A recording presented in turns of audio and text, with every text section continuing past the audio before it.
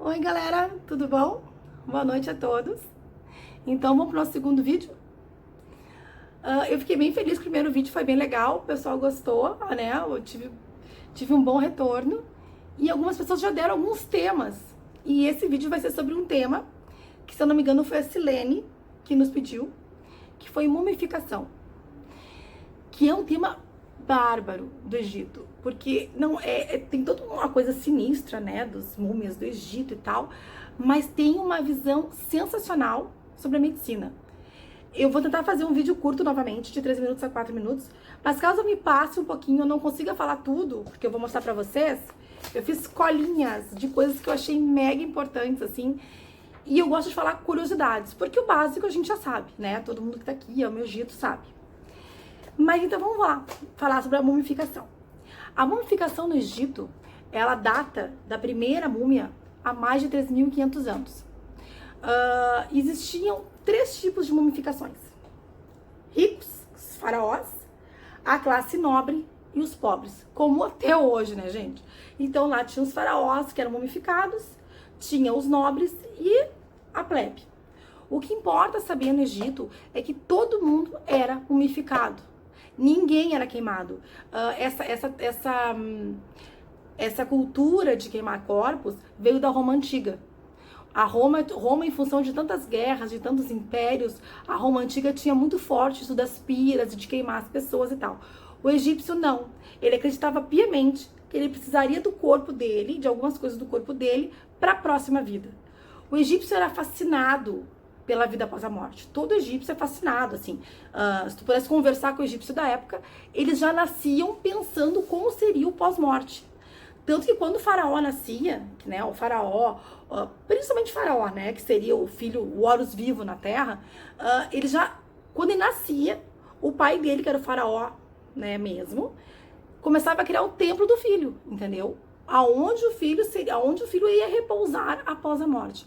Então a morte para eles era uma coisa muito importante. E eu peguei várias coisas bacanas, assim, pra gente, e coisas que eu achei que eu pudesse esquecer, né, pra falar pra vocês.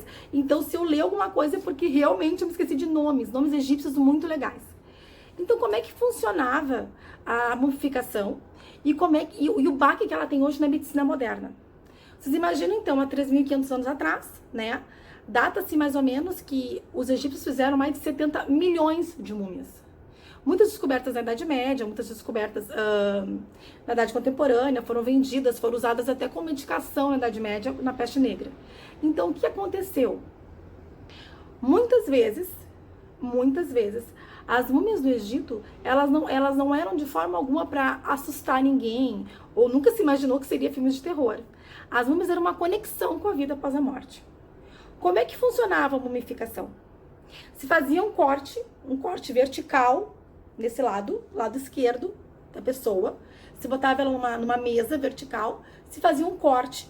Imagina que naquela época eles já não tinham instrumentos para abrir a caixa torácica, então eles faziam do lado e se tirava intestino, pulmão, fígado, pâncreas, o coração, e se botava nos pequenos vasos. Que eu tenho até o nome deles aqui, mas eu tô vendo que o vídeo vai ficar meio extenso. Mas eu vou falar, qualquer coisa eu faço vídeo 2 de mumificação.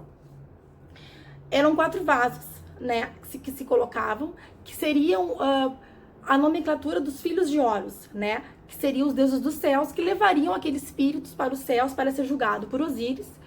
E se ele fosse bom, o coração dele fosse bom e pesasse menos que uma pena, ele iria passar para o mundo eterno e tal. E se não fosse, a esposa de Anubis devoraria essa pessoa. O que aconteceu que foi fantástico na minha opinião?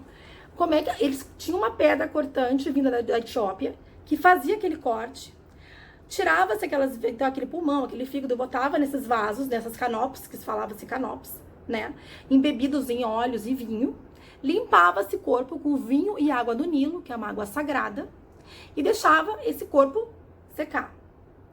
E tem um sal, que eu já vou achar o nome pra vocês, que eu achei sensacional, natrão. Natrão é um sal da época, né, usado, como se tu vai salgar uma carne hoje, um charque, se salgava o corpo. Então, o corpo já vazio, já oco, né, com os órgãos vitais já naqueles recipientes, eles salgavam aquele corpo e deixavam 40 dias, ele secando, que nem carne no sol. Após aqueles 40 dias, enchia-se aquele corpo lá, pelo aquele buraco. Isso os faraós, tá, gente?